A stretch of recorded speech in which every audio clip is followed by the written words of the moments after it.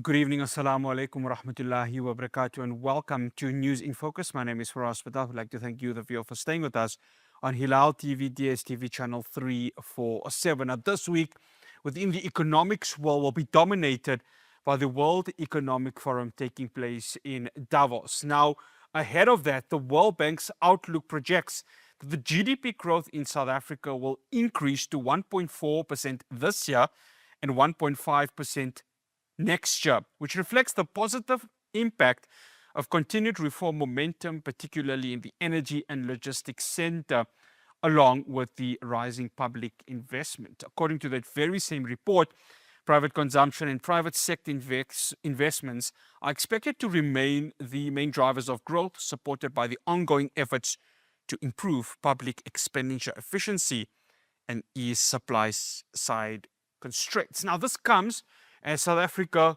once again, just like last year and years before that, are going on an investment drive at the WEF. Can South Africa convince them?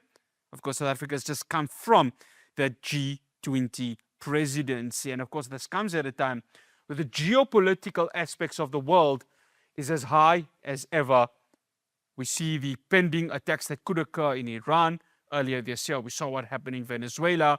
And then, of course, what's going to happen with the fragile NATO alliance when it comes to Greenland. We'll be discussing that later on. But let's touch on the South African perspective. Joining me, I'd like to welcome political economist Dr. Dale Mckinley. Dr. Mckinley, always good having you on. Thank you so much for joining us. Thanks, Faraz. Always a pleasure. No, it's an absolute pleasure. So, Dr. McKinley, South Africa on the hunt for this investment that they are seeking. Does South Africa still remain a sort of investor-friendly country, given all the sort of macroeconomic aspects that we see with it? Well, it depends on who you're talking to. So, yes, we remain an investor-friendly country in the respect of natural resources. I mean, I think you can see that in the last year and a half, particularly with the commodities boom and with the AI-driven need for new mineral resources, some of which we have, some of the those necessary commodities have risen in prices, and investment has been quite substantial. There's been quite a bit of growth in that front.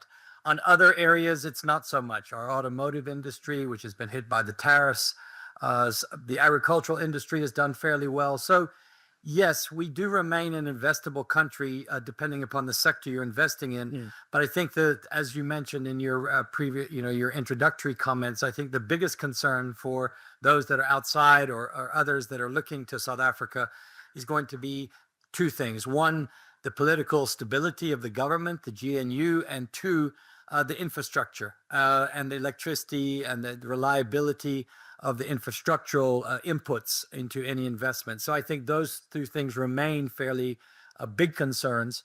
But in overall terms, yes, we still remain quite a substantial and significant player, certainly on our continent. Yeah. Dr. McKinley, I want to touch on the World Bank report, prior to this interview. And of course, when we were discussing it, this report had not come out. Now it has South Africa growing by 1.4% this year and then 1.5% for the following year.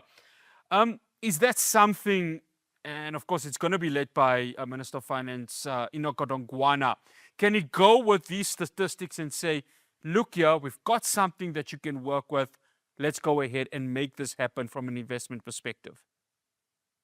Yeah, although it's not exactly big numbers, are they? I mean, it shows you how bad things are when we're going to celebrate a 1.5% growth rate, which is, better than it was, but in relative terms, it's fairly anemic. If you look at the growth rates, for example, of a lot of other African countries, particularly in Western and Central Africa, they're looking at 5, 6, 7, 8%. So yes, it would be, I think the story is going to be one of saying, look, we're improving. We've gotten some of the basics right. We've improved some of the things that you were worried about. We have a more positive outlook given these statistics on growth. But if I was an investor, for example, I would immediately come back and say, well, that's all well and good, But what about, for example, the upcoming local government elections, or what kind of political stability, and what about the infrastructural challenges? So yes, it's part of the story. It's half the coin, but the other half is not looking so good. Dr. McKinley, I want to touch on the team that has been taken. Of course, you've got sort of, besides government officials, you've got Brand South Africa, certain members of financial institutions joining. But you got Enoch Godongwana, you've got Ronald Lamoda, who's of course the DIRCO minister. You've got Dr. Khosenzo Ramaphosa, Minister of Electricity and Energy. You've got Park Style from Trade and Industry. You've got Patricia de Lille from Tourism. And we've got Stella Tembisa Ndabeni, who's of course the Minister of Small Business Development. In your view, was this the strongest team South Africa could take? Of course, we still don't know whether President Ramaphosa will of course be attending this. Well, it makes sense. Those departments, those are the key ones related to an economic forum like this, a World Economic. Just let's remind ourselves what this forum really is about. We just hosted a G20 last year, which is a bit of a different animal. This World Economic Forum basically brings, big government officials and agencies and leaders together with corporate capital, the leaders of international corporate capital, multinational corporations. So yes, if you're wanting in terms of from government side, I think the question would be, and I haven't really seen many reports on this, at least in our own media, but who are the private sector? Who are the corporates that are from South Africa who are going, or the biggest, the representation? Because oftentimes, if you look at delegations from governments, they oftentimes combine with those from the private sector and others, and maybe even some civil society representatives. And there's not clear then from the South African whether or not that is the case. So without that clarity, government will be, fairly well represented.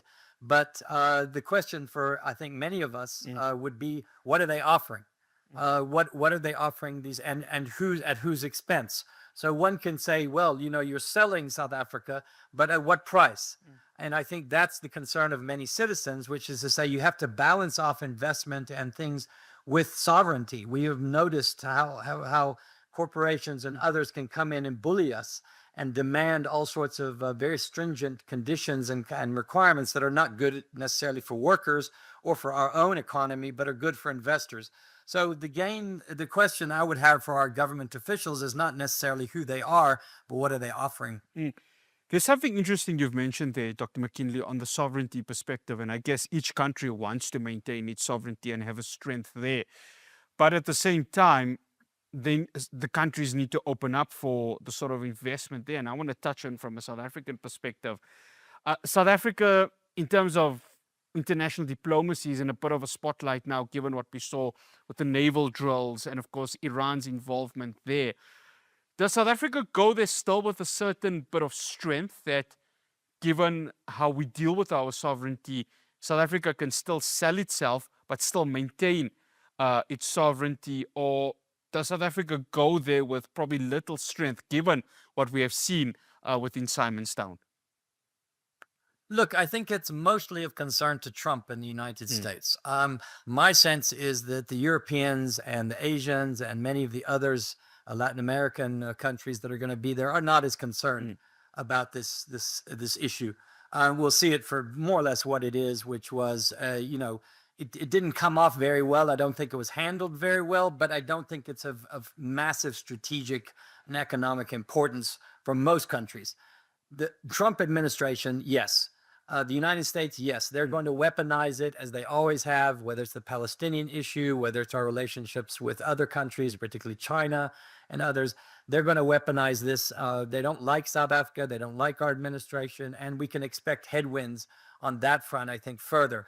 But in global terms and with business opportunities for the rest of the world, I don't think it'll make a big difference. And in fact, I would say that the majority of countries would probably be sympathetic to South Africa. And our conundrum in this case, which is, as you mentioned, to try to, one, protect your sovereignty and your pride and your national interest, while at the same time being realistic about global trade and the necessity for that kind of investment. So, Dr. McKinley, based on that, can South Africa leverage its G20 presidency it had last year the sort of mineral deals that were done, especially with the European Union. And the European Union, I think, is quite an interesting one, and we'll touch on it on the next segment. Because at this very moment, they're looking at Donald Trump with the tariffs that are being imposed because they don't want to agree on Donald Trump with regards to the potential annexing on Greenland, I beg your pardon. So can the European Union now find the sort of new ally within South Africa and the global South, especially from an economical perspective? Yeah, I think we're getting pushed into the boat, whether we like it or not, because the United States is being and under Trump is being a bully. It's trying to not only bully smaller countries, should we say, economically and politically, like we've seen in our continent and others, but now Europe. I mean, these sort of demands and ultimatums that are being issued by Trump on social media, whether or not they get followed up with real political and economic policies remains to be seen. But I think the Europeans are feeling that, and they're getting the sense, and I think that, it's gradually sort of sinking in that for the next 2 or 3 years, as long as the Trump administration is around, they're going to have to seek other opportunities, new avenues, new creative ways of not only for their own security and defense, which is related to NATO, but I think in economic terms, yes, South Africa would be a one of many potentially, deeper strategic partners, and would look to, even though we're smaller on the global scale, I think would still look to us for both political and economic support, because they're not, we're not alone here. Many countries are going to be fighting these similar kinds of battles that we've been fighting with the United States, and the headwinds that are coming as a result of the Trump administration. And whether we like it or not, that's going to force us together. And of course, this is where the conversation will continue after the break. The title is A Spirit of Dialogue for this year's Davos. And what we have seen in these opening weeks of 2026 has been nothing short of it actually happening. How then will this continue in terms of this year's Davos meeting? News in Focus returns after the break.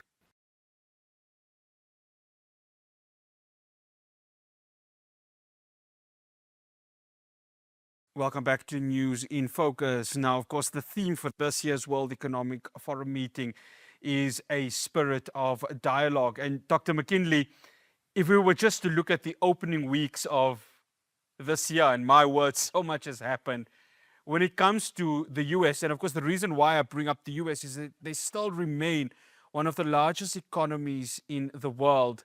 But its leader, the man sitting at the Oval Office, really does not have the appetite for dialogue. It's either do what I do or I will hit you with tariffs. It kind of makes this year's meeting interesting, doesn't it? Yes, I think that's probably an understatement. I think Trump is going to roll into Davos, and he's going to sort of upset the table, so to speak. I mean, he's going to throw his dice around and make his demands, and he's going to try to dominate. One of the things that Trump does and his crew does is they want the attention.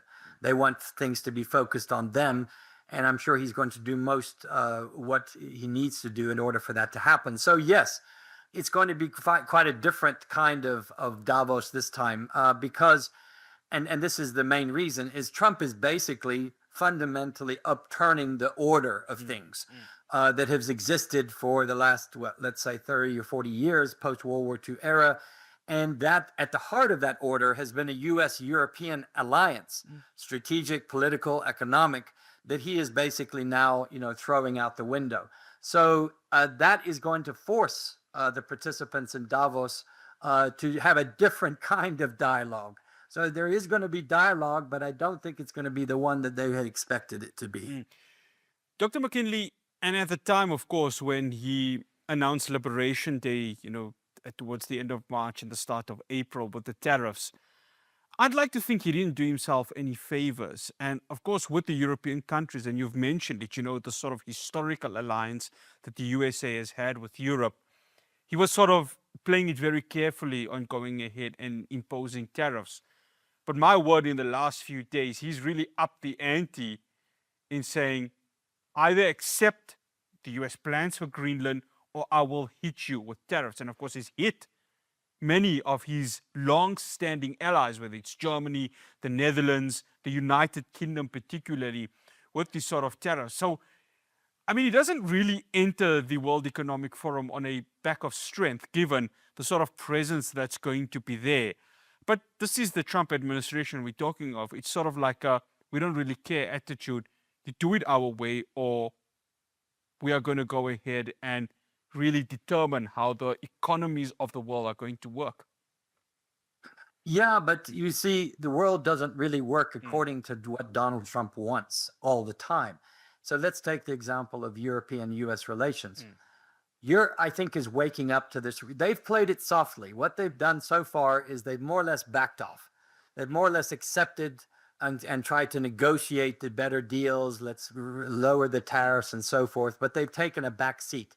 My sense is that Trump has crossed a line now. And that line is we're going to occupy and take over Greenland. And Greenland is as everyone knows, it's quasi-independent, but it has a relationship with Denmark in particular. So it is part of NATO. It's part of the European Union. It is part, and this would be one NATO member basically invading and taking over another, which would be unprecedented, obviously. And my sense is that the Europeans are now going to bring some more heavy artillery to the table. What is that heavy artillery? They've been holding back in the background their own tariffs. 90 billion euros worth of tariffs on the United States. The United States, the biggest market for the United States is Europe, the European Union. So it's cuts both ways. And if Europe decides it's going to play hardball with the United States all of a sudden, which they haven't done yet, then the game shifts. And Trump and the US administration would have to think completely differently, because remember, there's midterm elections coming up in the United States. And if the United States economy goes into a tailspin and things get worse for ordinary people, Trump is in trouble politically, or at least the Republican Party would be in trouble in terms of the midterm elections. So it's not as easy and as a one-way street as we might think it is. You know, what's another interesting aspect of this, Dr. McKinley, is the sort of drill, baby, drill quotation that has been given by Trump. So he clearly wants to continue with fossil fuels, whereas the rhetoric coming out of the European Union is that of the green energy. Well, South Africa is, of course, buying into that from our perspective. Is that another sort of dent on Trump, that he enters this World Economic Forum still with that idea that fossil fuels can dominate the energy sector within the global context? Well, I don't think there's a huge gap between. I think a lot of the European. Let's take Total Energies, BP, others, the big European energy companies and oil companies. They like to talk the green energy, but they also rely quite on fossil fuels. But yes, I think the larger point should be taken quite seriously, which is that Trump is simply being left behind by history, and while it plays well to his own constituencies, his oil constituencies in the United States, there are limits to this. So let's take the example of Venezuela. Just after he had kidnapped Maduro and his wife, and basically he said, "Listen, the United States and big multinational oil companies are going to come in and they're going to remake the Venezuelan industry." And the CEO of Exxon responded by saying, "Venezuela is uninvestable, and we're going to hold our bets here in terms of, even though Venezuela has the largest oil reserves in the world, even more than Saudi Arabia." So it's a bit more complicated. And I think even the corporate capital themselves sometimes understand that the rhetoric of Trump and the reality of things are quite a bit different. So yes, if he continues to be a climate denialist, if he continues to just completely ignore the realities of this transition to more clean energy, which is happening irregardless of what he wants, then it's going to cause more and more economic, I think, waves and problems for him, not just internationally, but domestically as well, because the assumption is that everybody's going to go along with Trump simply because he speaks the loudest or shouts the loudest or makes threats. And that's not always going to be the case. I think Trump is going to find out that there are limitations to the political and economic power that he, as the president of the United States, holds. It's a bit larger and more complicated than that.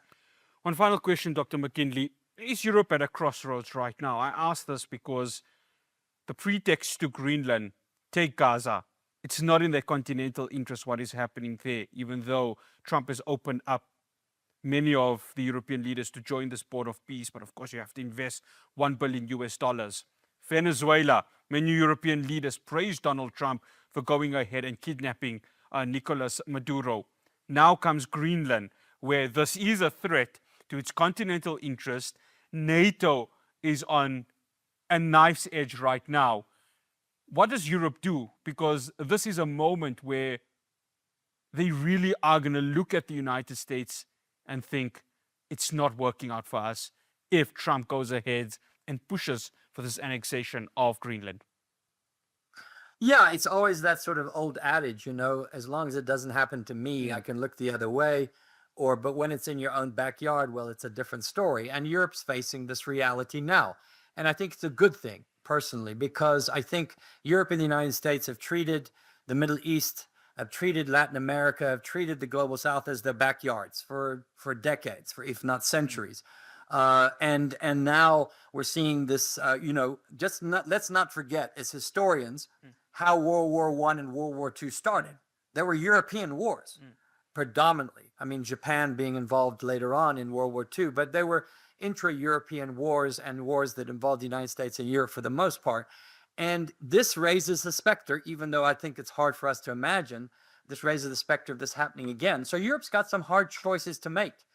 And if they were smart, they're going to stand up to Trump. I think they're going to have to. They're going to have to make a stand, and they're going to have to sort of put their, colors to the mast, so to speak, and say enough is enough. We can't continue along this lines. I think they were hoping that he would back off on this thing, because the Russia-Ukraine war is another thing that's in there that's draining Europe of both capital as well as political, energy. So yes, I think this Davos will be an indicator and of where things are headed. If European kowtows and sort of does not push back to Trump, well, that's going to be a very, very interesting scenario. My sense is that they're going to have to, because if they don't, their own political futures, their own sovereignty, which of course we've been worried about in the global South for so long, will come right up to their front door.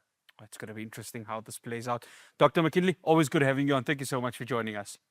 Thanks, Faraz. My pleasure. That's Dr. Dale Mckinley, political economist. And of course, you're on News in Focus for this week. We'll try and keep you up to date with regards to what is happening at Davos. Now, after the break, Yoweri Museveni,